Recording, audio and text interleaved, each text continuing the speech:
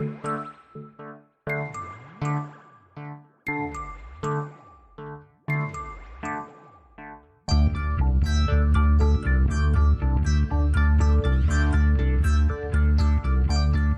is Continuum Drag, a weekly podcast where we revisit sci-fi, fantasy, and just plain weird shows.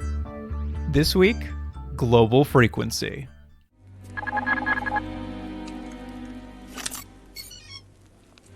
Hello. 621? Who's this? Who is this? System alert. Voice mismatch. We have a protocol breach. 621 in San Francisco is not active. This is not 621 on the phone. No, this isn't 621. Listen, who's this? Hello? Tell me your name. Sean Flynn. Sean Flynn. I'm Miranda Zero. And you are on the global frequency. Global Frequency. The global frequency. Yeah, I've seen the news. Everybody's heard of you. It's just the Global Frequency's an urban legend. Oh, well, that's a step up. We're usually a fairy tale. The global frequency is real. We are an independent covert intelligence group. Yet somehow, you've just picked up one of our phones. Welcome to Continuum Drag, the podcast that watches the past's near future in the present. I'm Luke, here with my co-host Jordan. What's real, Jordan? Say that again. I think you had one like that one time before. I did. I tweaked it up a bit, though. Yeah, no, do it again. I said, the podcast that watches the past's near future in the present. Is Global Frequency in the near future? I believe so. Of 2005. 2005. That's, yeah, fair enough. All right. This week we're joined by a returning guest, Jane. How's it going, Jane? Good. How are you guys doing today?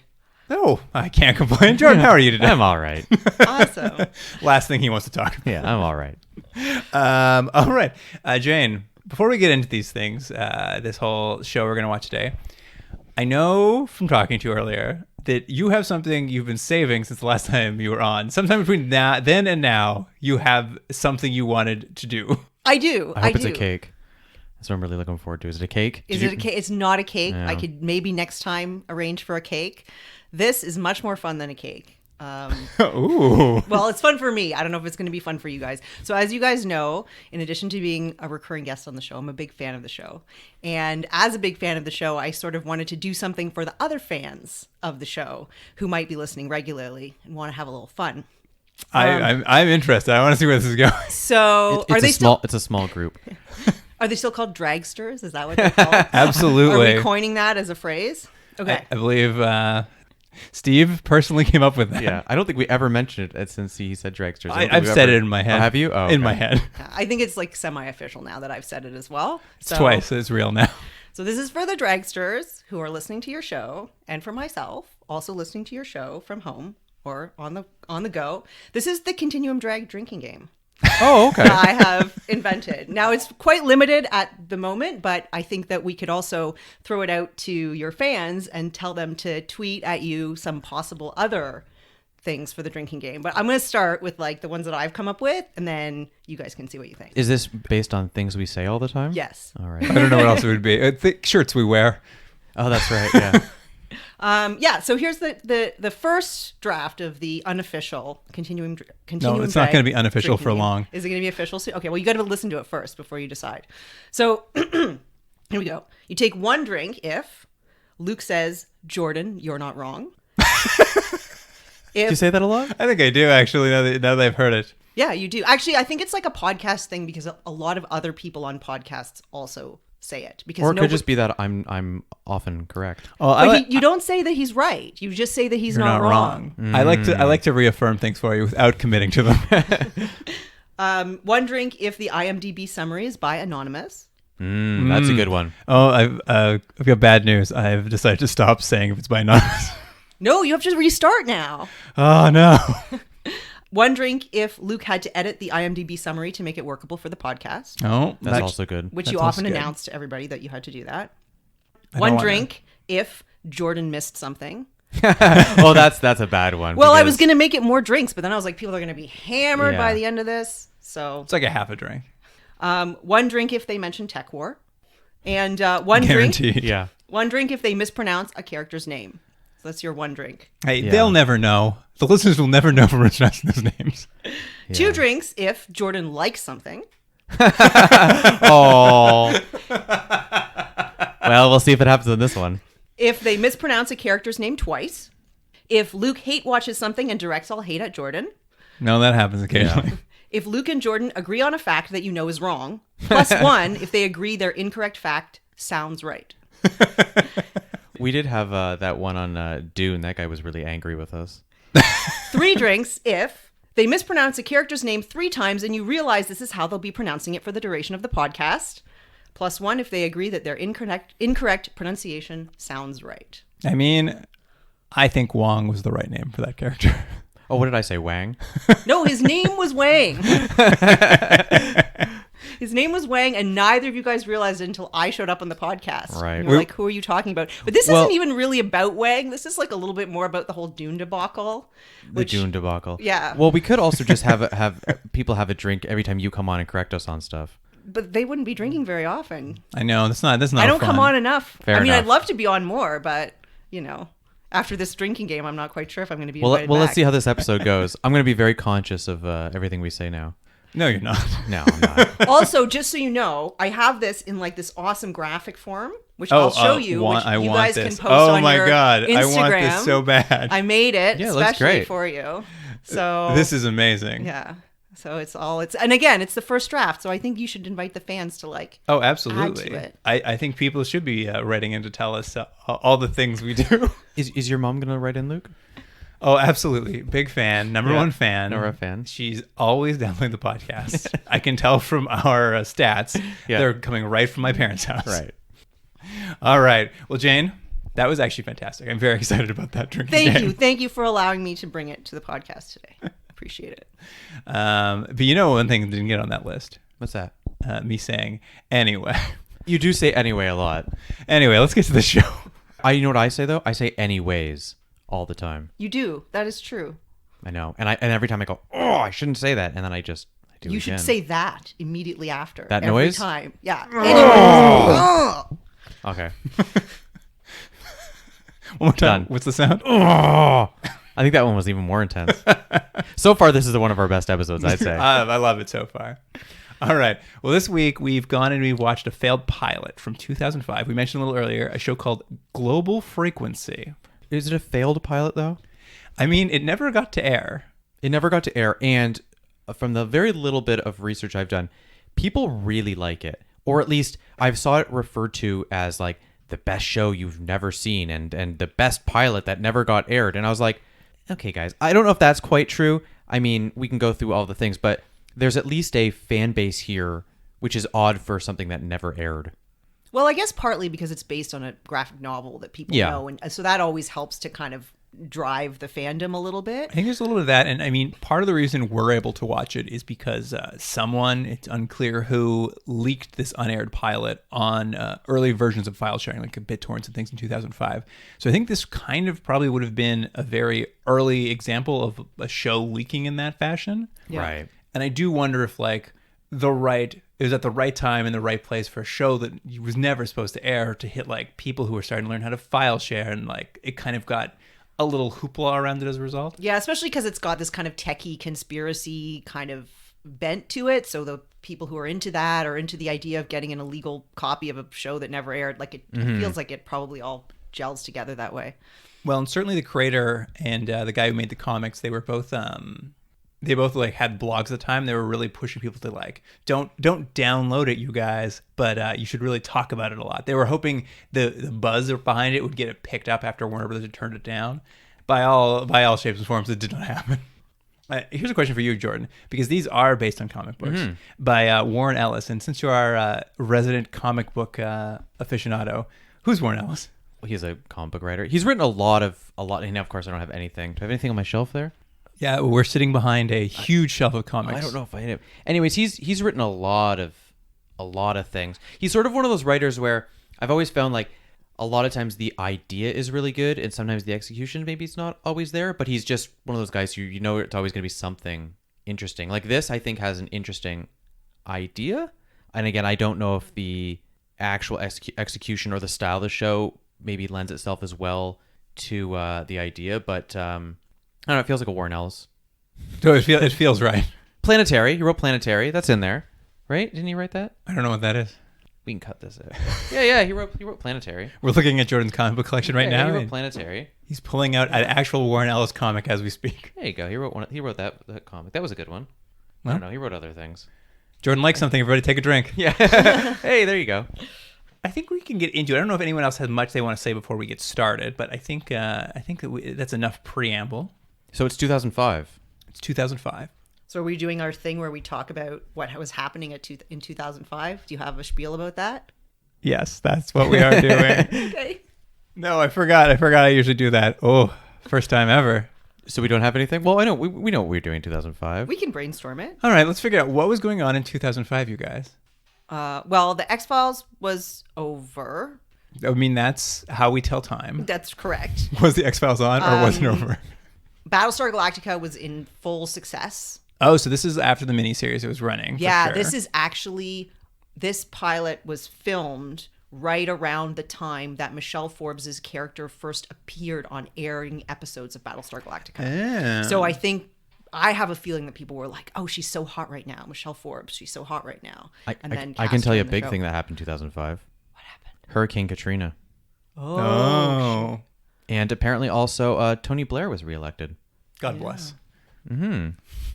I think that was it. That's all that happened. That's it? That was the entire... Well, I think Katrina was the big one. Bird flu.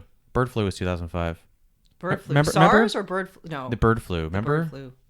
I'm just quickly looking up something, and the first thing that came up is the Holocaust. I'm like, I don't think that's right. Not in 2005. It wasn't 2005, right? Was it? It was close. Who can remember that far back? Is there a drink every time we mention the Holocaust? No, but maybe that's something that someone could write in just for you guys. Yeah. We'll cut that out. Jordan, you're not wrong. All right. All right. Great. That I botched a little bit of this podcast so far, but let's start talking about the show, please. Here is the IMDb summary for Global Frequency. Detective Sean Flynn and scientist Kate Finch are the latest recruits of the Global Frequency, a secret rogue spy agency that handles threats to global security. They must find a man who's somehow been melting people with his mind.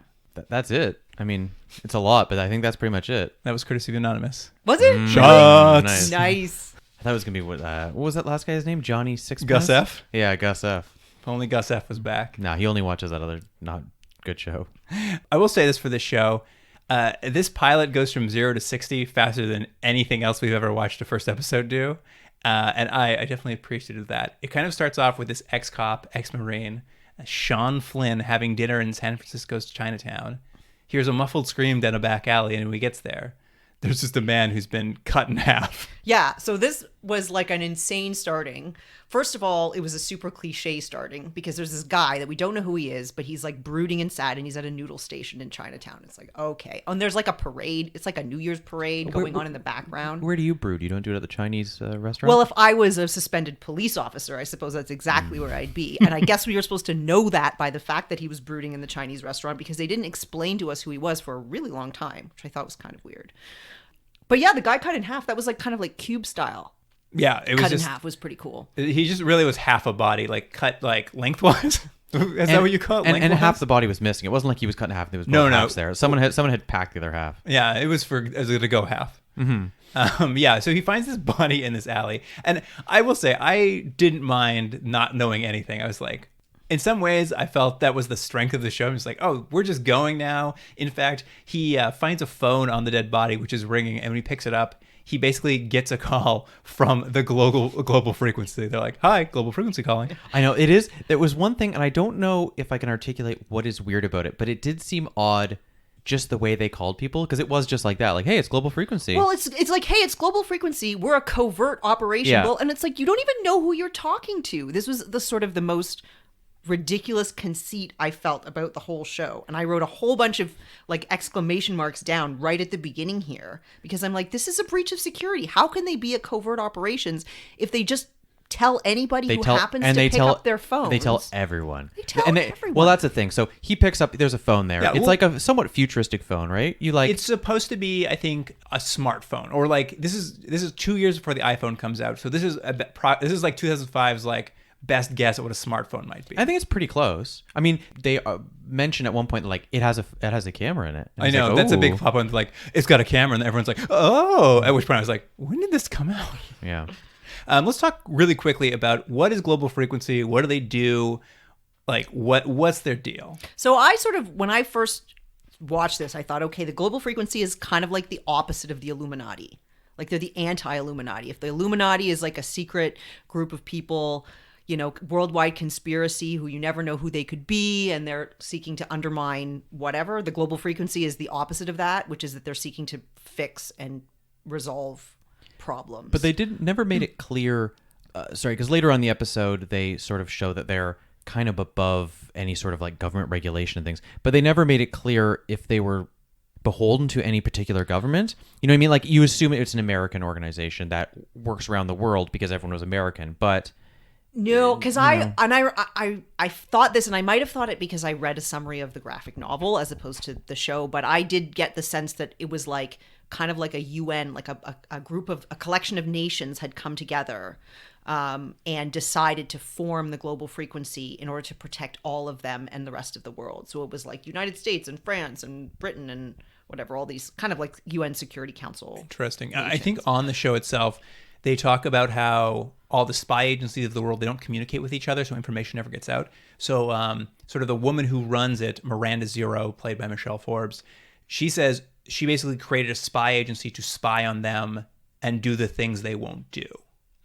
I believe what said at some point is they're there to prevent the government from covering up the ultra secret nightmares that happen in the world. which is basically just a way of saying we're gonna go see like weird science fiction-y creepy stuff. That's what you're gonna see in this show. Yeah. Absolutely. And they're all all we see of global frequency is they're in like kind of a big black box room with a bunch of computers and like monitors everywhere. And there's your hacker, your resident hacker, Ayla, who she's just there to like use the computers and reach out to people. And then she's sort of monitored behind her by Michelle Forbes's, I forget her, Miranda Zero. One, I didn't think that was the best set. I mean, I know it was supposed to be like a bit of a centerpiece of having this like kind of huge monitor and showing all the different screens they can look at it at one point. But I'm like, well, that's not that exciting. And also, didn't you think for most of it that they were never going to leave that room? Because like she just kept, what's her name? Michelle Forbes just kept walking around, and I was like, oh man, she's never going to get out of the room. And then she does, and it's good. But yeah, I sort of felt like maybe the room would be better if this show got picked up to series. It is definitely... But for the pilot, they had like maybe fewer computer monitors that they were... Yeah, it is definitely a black for. box room. I think it's funny because it's kind of like Galactica 80s starships when they had none of those sets, where they would just drape black everywhere and just like let the background fall out. That's very much what they're doing here. You're supposed not to know. We'll move on to the plot in a second. We're talking a little bit about what global frequency is, but how does it work? Well, what it appears to do is it appears to be they have these phones, and then when they need somebody or they think that somebody has expertise that they need, they call on them to join the global frequency. And for this reason, the global frequency, although it's covert, is not actually entirely secret. They tell us kind of right at the beginning of the show that people are kind of aware that there might be some global frequency. Yeah, there's a newspaper article that says, is there a global frequency? Yeah. Is the global frequency real? I had a whole what's real response ready, Luke. When you said what's real, I was going to say, apparently the global frequency. I had a whole thing going on. That would have been good. Let's go back and do that again. But I wasn't introduced at that point, and I didn't want to just like jump in, but it's fine. All right. Take a drink, everybody.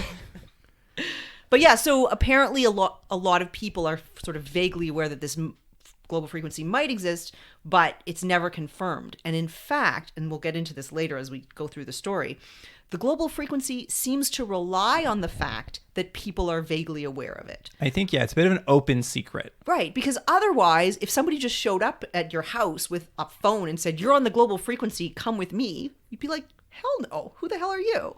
You're on the global frequency. I think that's what it is. It's an open secret, so when someone shows up, you're like, oh, it's real, and I'm on it, and you get excited. Wouldn't you, though, like, if someone said to you originally, here's the phone, don't you want to be part of it? I'd be like, yeah. But as soon as that phone rang, I'd be like, oh, I don't want to pick this up. Well, it is Wanna funny help. because the essential idea of it's mostly like crowdsourcing. Like if you need information, they just like call someone up and be like, hey, you know science, what's this mean? Hey, you've been to a library, what's this mean?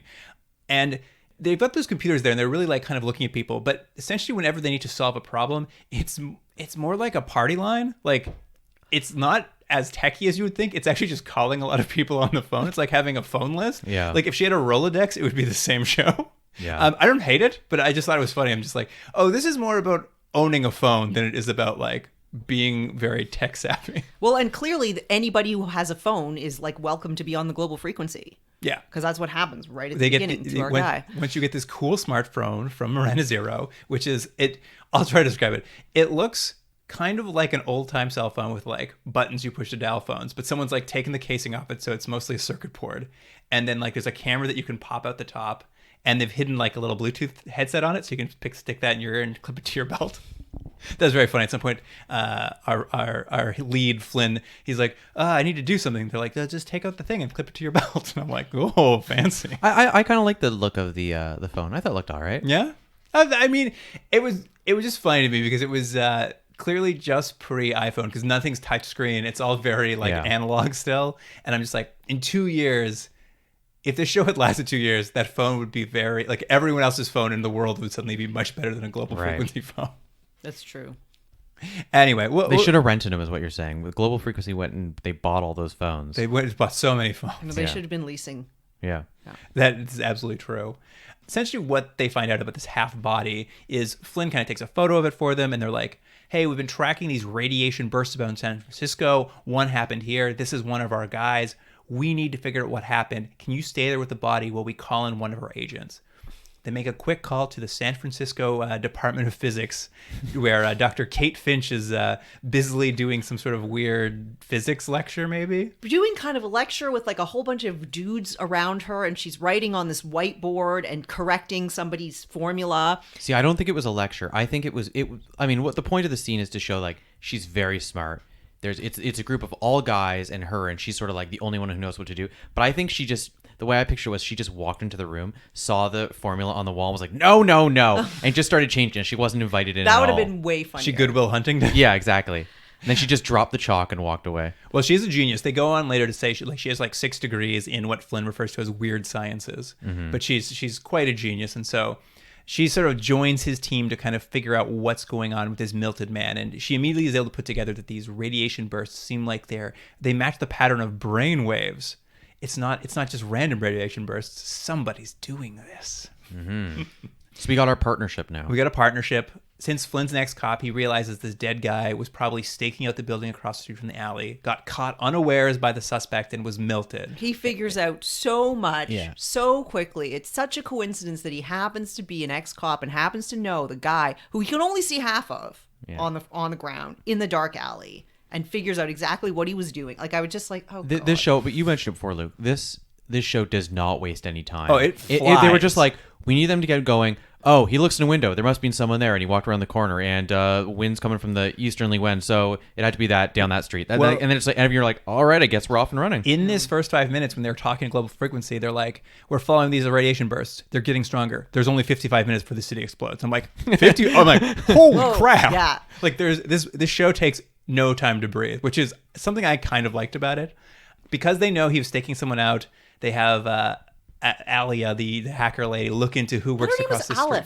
Aleph, yeah. Is it Aleph? Yeah. Oh. I didn't want to say it the first time, but it's not. I wrote it down because I'm like, I got to try to remember how to pronounce this, and I did not. Alef. Aleph. Really? Aleph. No? Yeah, and he calls her Alpha at one point. In the show. I love in TV shows where an actor says a wrong name and everyone just goes, all right, leave it in. Can't fix that. Oh no, it was a joke. No, it was like was written it? into the Oh. script. No, where he calls her Alpha. And I thought it was like it's in like it's Aleph or whatever. I thought it was she like likes it. in Tech War when they kept calling Bascom a different name. Tech War. How do you pronounce her name again? Aleph? Aleph, I think. Aleph? Aleph. Like Alpha, but not. All right. Aleph is able to pinpoint who the suspect is. Man was watching a guy named R. Jenkins, and they're able to go start tracking him down. My favorite part, though, is when she Googles or types into her computer, like, who could it be? And she has the greatest catchphrase on the show. Did either of you catch her catchphrase? No, what was it? No. She has a catchphrase? She's like, hold on, let me look that up. spank me. And I'm like, that's a hell of a catchphrase. I'm gonna use that tomorrow at work. Yeah, use that community catchphrase. We get a quick scene where we catch up with this Jenkins character as he's a real sad man going into a diner. He is sad. He's wearing a sad man's trench coat. This whole scene. Well, I guess you could describe the scene first if you want to, Luke. But the whole scene, so he goes into the diner and he's sad, and then he unwittingly sets off a kind of supernatural occurrence in the diner where like people's coins stand on end and start rolling around and some stuff shakes and everyone's phone rings. Everyone's phone rings randomly and then he kind of freaks out and leaves the diner. And so that to me felt so much like what I wonder if that was supposed to be the beginning of this show, because that felt like a teaser to like an X-Files episode or something like that, where you're in a diner, you don't know what's going on, a guy comes in, all this weird stuff happens, he runs out. So I don't know if that was originally written that way, but it felt like when I was watching that's what it should be. You think they retooled it and they're like, wait a minute, we maybe. need more of this guy who. What did they say about what's our lead's name? Keith Flynn? Sean Flynn. And he said at one point he likes simple answers and has an elevated capacity for violence. They had to get that in at the beginning. They had to get that in, and they also, I think they were probably like, we need to meet our main characters because it's a pilot, and so let's meet our main characters. But maybe not. Maybe it was just written that way differently, but it seemed really upside down for the way a regular show would go, especially a show like this, which seems to take a lot of its cues from older shows like the X-Files, where it's probably going to be like a mystery of the week or a scientific anomaly of the week that they're going to have to solve. I mean, certainly lots of pieces of it are very conventional, like to TV program you'd seen, and then occasionally it's like this whole like how it's starting balls to the walls and you're just going is so unconventional. Then to pair it with this like very conventional narrative, in addition, it is a weird balance on it where you're never quite sure what this show is trying to be. We jump forward and they like have tracked down Jenkins's apartment and they're going in. He's got this big serial killer style wall of photos of brains. Yeah, which is always fun to see. Jenkins, of course, comes home while they're there, and he starts doing whatever this radiation thing he does is like, it's, how would you describe what happens when he starts having his seizure? It's like he's like sending out like these sort of pulses, like electrically charged pulses from his body that radiate outwards and cause destruction, I guess, right? But not through glass. But not glass, because glass is inherently a liquid or something. Yeah, I know, they said that. I was like, all right, I'll buy it. Sure, why not? Yes. If that gets us to the next point, sure. He starts having a seizure and he's like, I'm sorry, I don't want to hurt you. And all these weird pulses are shooting out of him.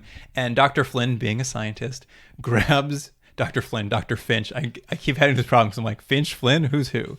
Dr. Finch grabs Flynn and pulls him into the shower. Because of course she does. And then turns on the water so they're under the water. And they're saved from the explosion. And they fall out on top of each other. All wet. Well, here's the thing. This is a bit of a thing that bothers me in TV shows.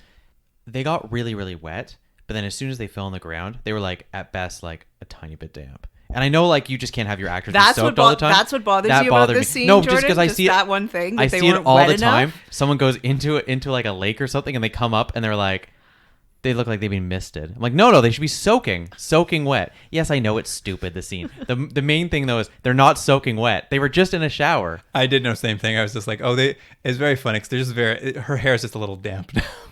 What was it you liked that you liked the romance You that they were setting up? You like the will they won't they?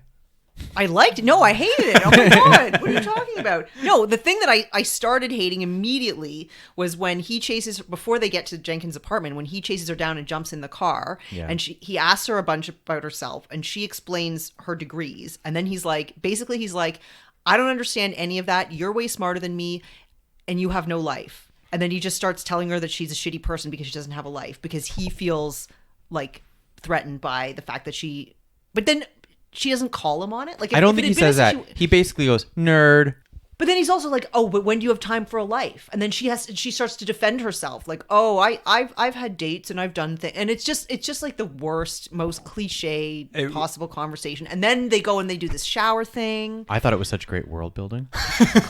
And then they have a conversation later in the car where she's all passionate and still wet, and I'm just like, Jesus, like it was just so. And he said, what did he say? Wait, where I wrote it down.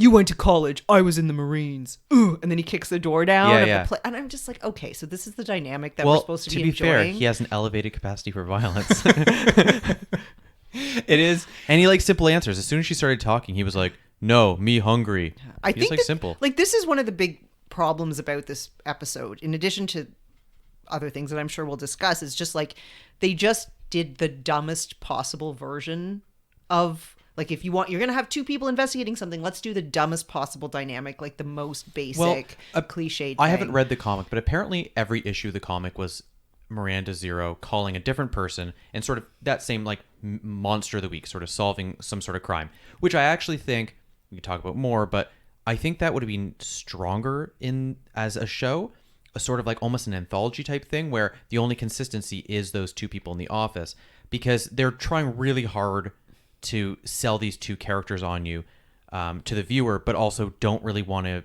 create anything interesting about them. So it's like, yeah, here's the two people. They're both attractive, right? You like them? All right, let's move on. More about guy getting the we migraine. have generic sexual Yeah, tension. Exactly. And blah. Yeah. They're very generic. You meathead scientists, put them together, they're a team for sure. Actually, it's funny you say that. I did read too that the comic books were sort of standalone, new characters every time, and I thought the same thing. Either anthology or like treat it as like one of these, like a True Detective or something. Just pick one big case every season and just have a group of characters come in, run the global frequency, and then you could pick it up with a new one. Like it feels like there's an idea here that could work. Well, that's what I mean. There's an idea, but I think they were like, or someone said, you need to have a team, like a CSI type team, and they gave as little effort and thought into it as possible. And there's like, here's a guy that kind of looks like other actors. Here's a woman that kind of looks like other actresses, and they'll like them. That's fine. Yeah, I think both of you guys are right about what would have been a better show, but there's no way that anyone would have made that in 2005. No, maybe you're right. You're right. It's way too early for that idea. Yeah. They didn't even have iPhones. I know. They're using BitTorrent. Anyway, we'll get back to the show. After Jenkins explodes the apartment and they survive thanks to water glass, they search around and they kind of find a bag of documents behind his fridge, and it's basically they find out he's a former spy, he's a sleeper agent who's been planted here, and his real name is Vladimir Pultkin. Here's my second thing that I really hate seeing in TV, other than people not being as wet as they should be, is actors doing really bad Russian accents. So many bad Russian accents in this, and really bad Russian names. It's as if they were like, "Can you do a Russian accent?" And like, not really. All right, good enough. Yeah. Like, okay, so there's this guy, and then there was another guy. Wait, I wrote down the other ones. There was another guy named Oscar Sergeyev, who was also a Russian. Sounds Russian. And I'm just like, this is just like the most basic possible. Like, what's the one Russian that people might have heard of? Oh, Vladimir Putin? Okay. Let's... Yeah, what was his name again? It was almost that. It was Vladimir Putin. Oh, yeah, that's right. It was. I also noted that. I'm like, just like Putin. But now they kind of know the suspect's real name. It's global frequency time. That would be so much better if they called and said that. Hey guys, it's global frequency time. Basically, Aleph. Aleph.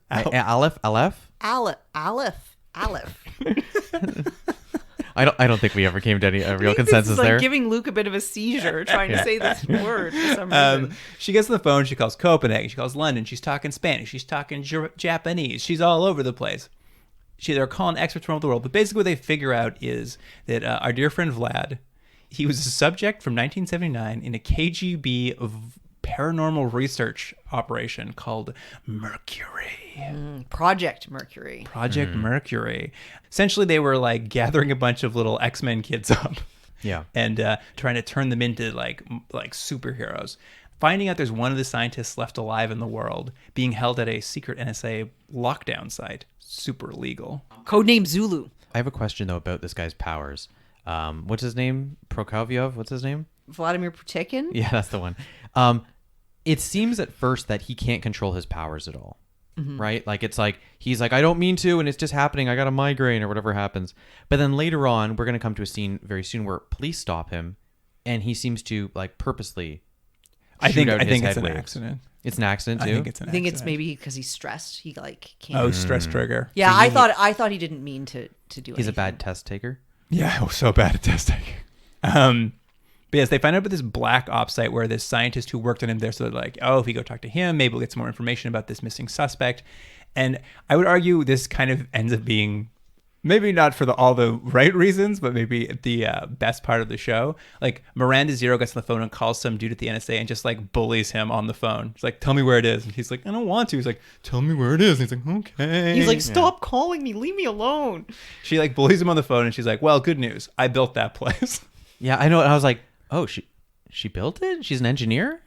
She designed it. She Oh, she designed. designed it. Oh, Yeah. sorry. She's a designer. So we kind of get a scene where she leaves the office and goes on a solo mission, and she's like dressed like Neo from the Matrix. I was going to say, this is so Matrix. Yeah. It's pretty funny. It's complete with like the pleather jacket Yeah. and like everything. the new metal. It's all you know all there. Michelle Forbes was loving this, though. Oh, what a treat for her. Yeah. She goes up and like she knows the backdoor passcode to punch in, and she's just like, and they're like, "How do you know that?" And she's like, "It's Elf's birthday." And I'm like, "Oh, is that her daughter?" No, Aleph is Aleph. Yeah, no, is that her daughter though? No. Yes, They're 'cause not. No. Is Because she said when she built the place, Yeah. designer, she put a backdoor code in, and it's her birthday. Uh-huh. Yeah, it I didn't think say it was that's her daughter. Oh, didn't she? I didn't think that. Also, it does sound like you're saying Alf, and I like picturing that Alf would just be in this show. Yeah, I'm just gonna call her In Alf. front of all the Yeah. computers. Gor- just Gor- pressing all the Gordon buttons. Shumway, what was his name? Alf's real name? Oh, I don't know. He was a monster, right? He was an alien. No, the man who played him Oh, was he? was a human monster. Oh, the guy who played. I know that the guy. Oh, we won't go into it. I know that the guy who played the dad in that show had some issues after. I mean, I'm not 100% sure, but for some reason I feel like that's his backstory. Not a good. Are we talking about Michael Jackson again? Oh, Ever? He's a monster. Anyway, sorry. Continue. let's get back onto that. But yeah, we get this whole Matrix scene where she fights the security guard, and it's very kicking and fighting and like kind of slow mo. Well, it's everything. It's all like time warped action. Time warped so it's action. Like fast and slow, and then What I liked in the middle of this is in the middle of stealing from the Matrix, they also take a moment to steal from Mission Impossible, where she takes off her sunglasses and throws them across a room and they explode. And I'm just like, there's so much stuff here that's from like other places, but it's kind of the best part of the episode because it's I just agree. like fun and weird, and it's just like so clearly. It's not even. They're like, this is what we're knocking off. Like no question. I think someone just was like, hey, guys, you need an action scene. Like, all right, we'll just have her go like beat everyone up and like blow stuff up. yeah. Or maybe Cool. Michelle Forbes was like, "I'll do this show, but I'm not standing in a black room the whole time. You have to give me Right. stuff to do." You have to let me kick some ass. How do you feel about pleather? They said. And she was like, "I love it." And they I'll were bring like, my own. "Can you kick someone in the head?" And she said, "Hell yeah."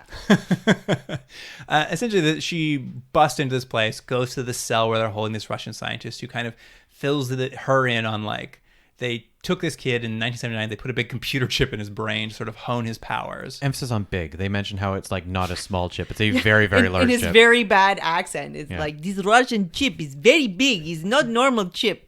That right there was better than the guy's Russian accent. That was much, much better.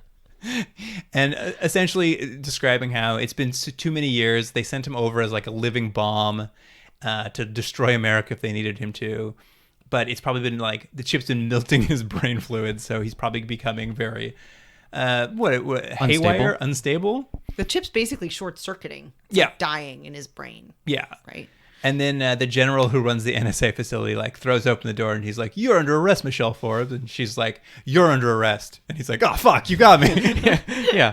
I like that. She just went, and that was it. Well, she does kind of just say, "Is like, call the director of security and ask him what happened Tulsa, Tecumseh, Idaho." And he's like, "What?" He's like, "Here's his personal cell phone number." The guy like walks out of the room. He's like, just watch him for a second. Comes back. He's like, "All right, you're the boss of the NSA now. Tell me what to do." And she gets to be the boss of the NSA out for the rest of the episode. Now, is that because she knew some classified information that she could like use as blackmail? I think so. I think that's what they're saying is something terrible happened there. The government had to cover it up, and now she's blackmailing the Secretary of Defense to like let her take advantage of the facility. She's So in. basically, Miranda Zero, and I'm just sort of coming to this realization now as we're having this conversation, is essentially she's like kind of the queen hacker of the world. I mean, that's probably because she designed that top secret facility with all the codes and the security, and she's a hacker, and her whole system of the global frequency is about being a hacker and getting people by searching computer records and Yeah. all of that. Her daughter And that's- Elf is a hacker. I guess that could be why she operates with impunity. I think that's is what it because is. she just has information on everybody. She seems to have worked for the global security or the secrecy. Like she was in the spy community. She got tired of how they ran it, but she had so much information and power. She spun off into her own kind of like thing and started using everyday people and like people with specialties and like tied them into their global frequency. So an altruistic sort of secret society. Right. She does seem to have a little bit of a philosophy about it, which we'll get into later. Okay. I can't wait to hear what her philosophy is. Anyway, meanwhile, Dr. Finch, she's been looking at the radiation maps, and she sort of figured out that old Vlad's brain waves seem to correspond with the city's power grid. He's pulling power to his brain. Mm-hmm. Haven't we seen this before in something? It feels like we've seen this before. There's several X-Files episodes that reminded me of this episode. There's one with Giovanni Ribisi where he can harness the lightning and like turns the power on and off. But the one this actually really reminded me of was the season 2 episode with Tony Shalhoub called Soft Light. Do you guys remember this episode? He's this scientist whose shadow kills people. Oh, yeah. He's that germophobic detective, right? Yeah. In that episode. Yeah. I was going to say, he's that guy from Wings. Yeah. Different Antonio reference. from Wings. Yeah. So he's a scientist who's involved in an experiment. He's an American scientist who's involved in an experiment gone wrong. And then it turns out that his shadow kills people. So he's just like this sad, broken guy who like is just running around the city essentially trying not to kill people. Much like this guy. Jenkins character, which is anyways, what it feels like a familiar episode. It certainly feels familiar. I couldn't tell you if we've watched something similar to it, but it does feel like someone taking electricity from a grid does sound. It rings bells for sure. So they use this ability to track him because they can check the power grid down and be like, oh, where's he going? Let's follow him through the power grid. This is the point where Jenkins is stopped by a couple cops and he melts them and throws their cop car in the air and like they shoot some bullets. It goes bullet time, and it's they use all the special effects that God can muster.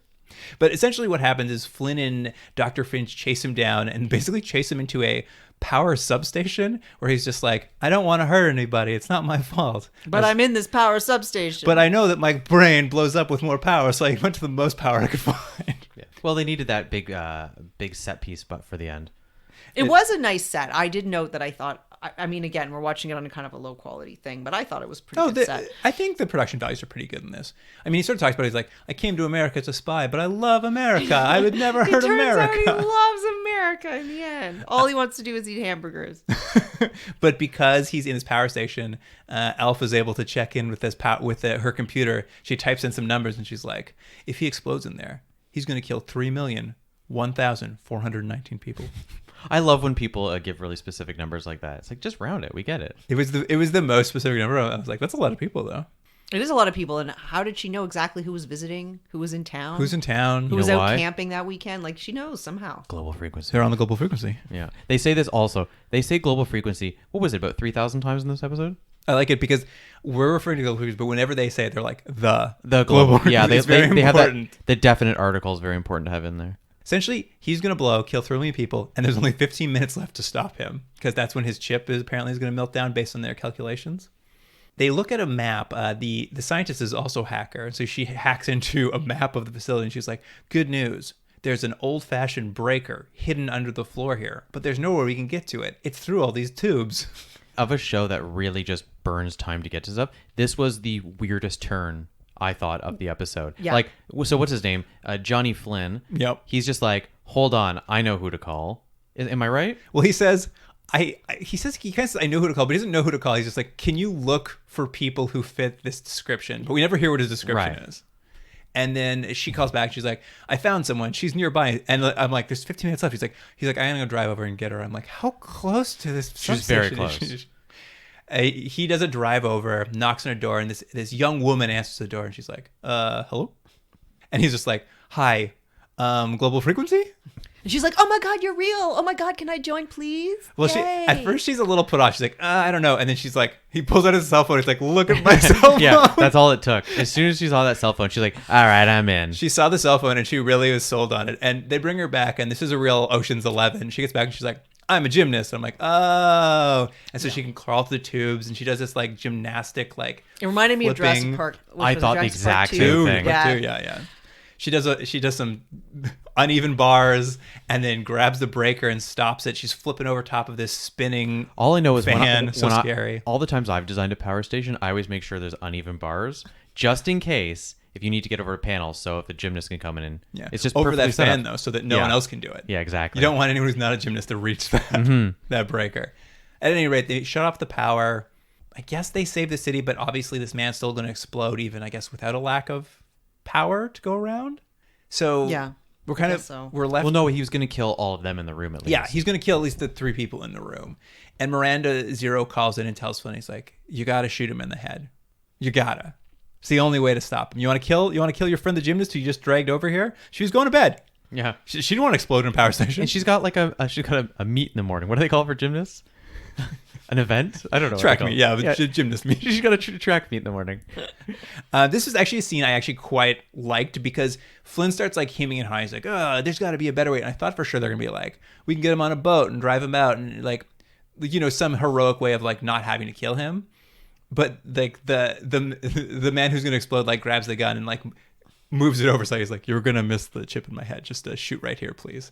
And Flynn actually does like shoot him in cold blood. And Miranda Zero's whole thing is just like, "This is what we do. Sometimes we just have to do the hard thing. Like that's just what this organization is. Sometimes you just gotta shoot a guy in the face." Yeah, he's got to shoot a chip out of some guy's head. Big deal. It's Tuesday. Yeah, I did like that they shot him because I didn't expect either that they were actually going to shoot him. I thought that they were going to come up with some other thing. It wasn't nice. Like this is one of the pieces where I'm just like, oh, that's cool. Like that's usually in these kind of shows, this is where they pull the punch or they like come up with a third way or something. This one was like he stood there really hemming and hawing. He didn't want to do it, and they're like, "You got to do it. Like, what are you going to do? There's nothing left to do." And he ends up shooting this guy. I also like that as they're standing over him, Miranda Zero calls in. She's like, "Hey, Flynn, you got to shoot him in the head. Do you got a gun?" He's like, "Yeah, it's America. I got a gun." Like, it was very funny. She's like, "You don't happen to have a gun on you, do you?" He's like, "Oh, yeah, I definitely. It hasn't come up all episode, but I 100% have a gun on." But he's suspended. He was supposed to give his badge and his gun. Yeah, that's what you have to do when you're Listen, suspended. he's an ex-Marine. He's an ex-cop. He was so sad eating that Chinese food because he was about to go to a movie theater and shoot it up. He just happened to. Oh, Good thing the global frequency soon. found him first. It was a real lucky break for everyone involved. So they shoot the guy in the head. And it sort of like saves the day, and that kind of wraps up the episode when we get outside. And it's kind of the next day, and Miranda Zero pops by to basically invite Flynn to join the global frequency in person. Tells him, "I'm going to be pairing you up with Dr. Finch," because everyone who's been watching knows you two are what people want to see. Yeah, and then she Batmans him. I know. That's what I wrote down too. Yeah. He turns around to see the doctor. She's like, "Oh, you're going to be my partner?" She's like, "Your boss." And then he turns around to talk to Miranda, and she's just gone. She's just like vanished into thin air. I'm like, what a Batman. Yeah. But I mean, that's basically the show. A real setup for kind of what the show's going to be. The final shot even is just like, they do this kind of push over all the global frequency computers, and you just see people's phones lighting up, and it puts to a wide shot, and Alf turns around and leans right into camera. She says, "You're on the global frequency." Yeah, I know. That's right. Yeah. That was great. A real life. I didn't think that was nearly as exciting as I think they thought it was going to be. Like, oh wow. Here's the thing: there's nothing exciting about seeing someone on a computer, and just adding screens doesn't make that more exciting, or showing how busy their screens are. So it was like, okay, yeah, she's got a lot of screens going. Jordan, this was the greatest show never made. Yeah, well, you know what's funny? You mentioned that a lot of the comments I read, people point to that sort of rather dark ending of having the hero kill the guy. That it was just too edgy for TV. And that's why it was just too edgy. Yeah, because so much about that show that's the first Yeah. thing I thought when I watched that show. Was like, wow, this is edgy. Yeah, this is too punk rock. Yeah. I mean, they had all that new metal in it. Yeah. I think for probably the period of time it was coming out, it was a little bit off formula, not enough for it to really, I think, stand any sort of test of time at all. It feels like a knockoff of the X-Files with something else. Yeah. Yeah. But like, I think as we were talking mid-episode, there was probably a good idea in here somewhere that could have been something. Well, and I don't think we've mentioned it, but this was tried 2 more times. Really? Yeah.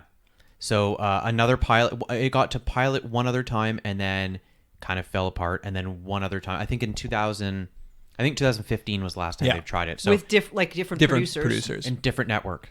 Wow. Yeah. So someone thinks there's something good here, or maybe it's just Warren Ellis is like, guys, this is really good. Make this into a show. TV pays much better than comics. well, that's true. I mean, I think it's funny. I do think it could work, but I do also feel like it is so like it fits into 2005 when the internet was still a little bit fresh, and this idea of crowdsourcing information. I don't know if it like plays as well like in 2019, but it's an interesting idea anyway. I mean, I don't know. Michelle Forbes, though. We all like Michelle Forbes. Yeah, I like Michelle Forbes. I mean, I would have watched the show if it was just Michelle Forbes like running through facilities and kicking people in the head. Like that. That's also a better show. That would have been a much better show than Yeah. this one with these sort of two bland, boring white people just It's true. being annoying in a car. Like, It's funny. I felt like after reading about, like, I read a Wired article about it. There's a bunch of writing around it after the pilot leaked. I felt the most science fiction the most science fiction thingy about this show was actually like the idea that like a pilot could not go, but potentially get enough like fan base on the internet. Like, this is what Netflix and Amazon does. They just wait for a show to get canceled that has enough of a vocal fan base. They go and snap it up and keep redoing it. Like, if this were today, like, Amazon would just be on the phone. It's like, yeah. How do we get this global frequency? It's like, it's not good. Oh, we don't care. Yeah, we don't care. Yeah, It's not good. What do you want? 10 million an episode? I guess I was going to say this is barely science fiction. I mean, it's science fiction in the way that like the X-Files is science fiction. It's Which kind. is It's a sort of- mix of science fiction, a little bit of espionage, a little bit of just procedural, and it doesn't quite jive together. There's little bits of stuff, but I think maybe that's the problem, is that it didn't.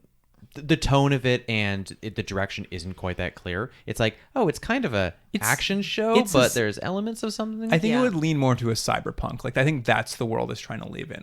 Like, that's the Matrix references. That's that sort of thing. Yeah, I but mean, it's cyberpunk for like the very, very tame crowd watching network television, Yeah. basically. Because Did you not see the half body? The guy shot a guy at the end, and also And they Spank were Me. and they spank me, and then they were quite damp coming out of that shower. they were quite damp. Not damp enough. no, not nearly damp. No, because they should have been soaking. not to excite the audience's imagination. Yeah.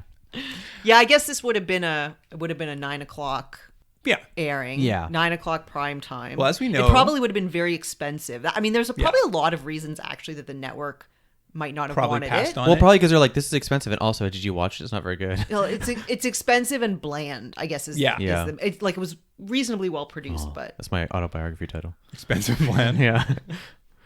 Oh dear. Well, I think we've talked about it quite a bit. But do you guys have ratings for this episode?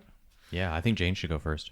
yeah, I really just was so bored by it. I actually wasn't even sure how we could sustain a conversation for an hour about it. Oh, I wasn't worried at all. Yeah, I'm giving it like a 4. A 4. Yeah, I just felt like there was nothing. I'd be much more lenient if it was something old and weird, like some of the other weird stuff that you guys watch from the 70s. I would probably rate a lot higher than you guys do. But this, Interesting. I just felt like, especially given what else was out there at the time in what was going on in science fiction and stuff, like these guys were 10 years behind Too late. themselves. Yeah. It's funny. I thought maybe because it had a little bit of that 90s conspiracy edge, which I know you have a soft spot for, I thought you might have more of a soft spot, but you not really. You've come down pretty hard. No, I really don't like bad tech. That's a real pet peeve of mine, is when like people say, and I actually wrote it down at one point, Aleph says early on, she says, change the flash memory and extend the gray tube. Like that was like her, like she has so much like techno babble that's not even There was technobabble, some great dialogue. which I hate. I like Miranda at one point says, they're like, who gives you the right? And she goes, I'm saving lives. That gives me the right. I would have said, no, it doesn't. No, it doesn't. There's legal procedures that have to be, Above the law. Yeah. I just felt like it was super dumbed down and really boring. So What do you I give think, it a Luke? 4. Obviously, I don't think it's a very good show, and I don't think it's like the best show never made by any means. But there were a few. I didn't hate watching the 45 minutes I watched. I'm gonna give it a 6.5. I think. Okay. Just so you know, I'm not lying. I'm also giving it a 6.5 because it was already written in my notes. All right. I feel the same way. I don't think this was good, but yeah, it was just like, it just kind of missed the mark on everything it tried. But I think there's some better inklings of an idea than some of the things we've seen. It's just that I think you're right. It seemed a little dated even by the time, and it would have been by, as you said, like by 2016, this would have been like sad. Yeah. And even if there was inklings of an idea, like it doesn't get credit for its idea. It came from something else. Absolutely. Yeah, The fair show enough. doesn't get credit for that. So what has the show What the show added But to I've brought it? never seen was anything. the bad ideas. But I've never seen anything where someone wears like a tight leather outfit and then goes around and shooting people and like. Never. I will say, because we watched so many shows on the show, 45 minutes, and they came out of the gate so fast. I was like, great, let's just go. Don't explain anything to me. I don't care. All right. Well, I think that about wraps it up. I think that does wrap it up. Jane, thank you so much for coming back. Thanks for having me, guys. Sorry I gave you such a terrible show to watch. We'll watch one from the 70s next time. Well, I have Or the several that I 50s, would like or the to watch. 30s. No. A television show from the 30s? Yeah, I know, it's amazing. Man, that's amazing. Yeah. That's science fiction if I ever heard it. It just never got released. It was a pilot from the 30s. It never got released, and best show that never was aired. Sorry, Jay, what were you going to say? I can't remember now what I was going to say. All right. More about the 1930s. Well, we'll have you back for something better next time. No, Or I mean, maybe. I Maybe not. appreciate that Do you we had watch me for anything something better? that was modern. It could have been good. You It had didn't know that potential. it was going to suck. And I still enjoyed watching it, and I enjoyed being on the podcast. And Well, I enjoyed, I always enjoy having you. You've got good notes. thank you. And a drinking game. And a drinking game. And a brand new Oh, drinking game that you I'm guys so can, excited about this drinking game. you can share with all of your Stirs. dragster fans. Drag. Stir. Stir. Great. So we're going to be back next week. We're moving on to a new series. Next week, we're coming back with Planet of the Apes, the television program. What year did that come out? I think that is 1975. Don't quote me, though. I'm probably wrong. Yeah. Take a how, drink. how many seasons is that? Single season. It was, I guess, did not last, but I'm hopeful. I'm hopeful it's going to be fun. I'm interested. Monkey costumes, right? I mean, My understanding is they got all the monkey costumes from the movie, so. Oh, that's cool. It should that's like in Star Trek. Remember when clearly the Borg got a lot better looking after the movie? Yeah, because And they I was all like, got yeah, the Borg. yeah, and I was because like- all the Voyager Borgs and all the Yeah. other Borgs got the Borg. Yeah, for sure. Anyways. It's a good way to do it. Mm-hmm. Until then, you can check out our Instagram and Twitter, where we're going to have, I don't know what we're going to have from this half man. We're going to have some gymnastics. What are we going to have, Jordan? Simple answers and elevated capacity for violence. Oh, and we're definitely going to have a drinking game. Mm-hmm. And if you have any thoughts, maybe you downloaded this in 2005 and really joined that write-in campaign. Maybe you want to tell us all about it. You can email us at continuumdrag@gmail.com. But I guess that's about it for this episode. Thanks for joining us, listener. And Jordan, until next time, spank me. That's good. Spank me. We should bring that back. Continuum Drag is recorded in Toronto, Ontario. Theme music by James Ruxedler. Produced by Jordan Delic and Luke Black. Special thanks to Aaron Yunes, Adam Wheatner, Jeff Hanley, Jane McRae, and Stephen Packard.